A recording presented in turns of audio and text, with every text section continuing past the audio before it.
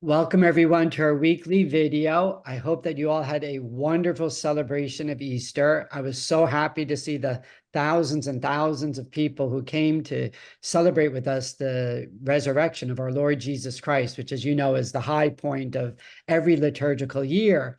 And as I was the preacher 2 weeks ago, if you remember, I spoke at the very end about this wonderful book written by a woman named Dawn Eden Goldstein. It's about Father Ed, who was the kind of like the godfather, the spiritual advisor to Bill Wilson, the co-founder of AA. And as I mentioned during that homily, I've become friendly with Dawn, and she really is an amazing person. She's written so many books. I've actually read a whole bunch of them already. And we have her on this video with us for this week. And she grew up in New Jersey, similar to a lot of us. She and I are around the same age, graduated high school at the same time.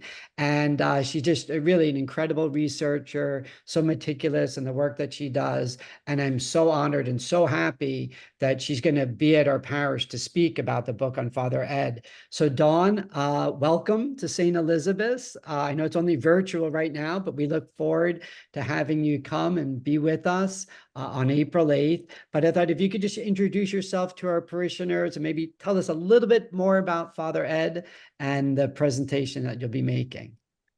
Thank you so much, Father Stephen. And yes, it really is a joy to make a New Jersey homecoming. My folks still live in North Jersey, not too far from St. Elizabeth's. So I'm excited because they'll be able to come to my talk too, which they don't often get to do when I tour. So. Uh, my book, Father Ed, I've actually got the paperback copy, which is brand new. Father Ed, the story of Bill W.'s spiritual sponsor, is the story about this Jesuit Father Edward Dowling, who was born in 1898, died in 1960, and early on in his life as a Jesuit, he was drawn to helping people with problems, the people whom other priests might be like a little uncomfortable about approaching because they were like the more difficult cases in terms of their their spiritual life and also problems that they had, such as addictions. Um, Father Ed wasn't an alcoholic himself, but he sensed the importance of working with alcoholics.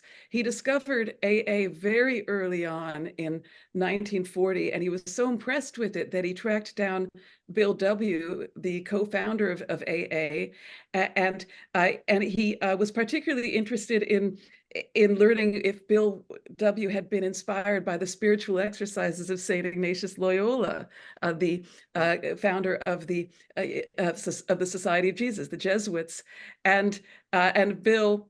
So that was Father Ed's first question to Bill, and Bill, who was not at all in a good mood, said never heard of him. And Father Ed laughed, and that began a friendship that lasted for 20 years until Father Ed's death. And Father Ed succeeded in really helping Bill get out of what Bill later called a dry bender, a time when Bill was thinking like a drunk, even though he had stopped drinking. And for the whole decades of their friendship, Father Ed was a really beloved spiritual guide to Bill.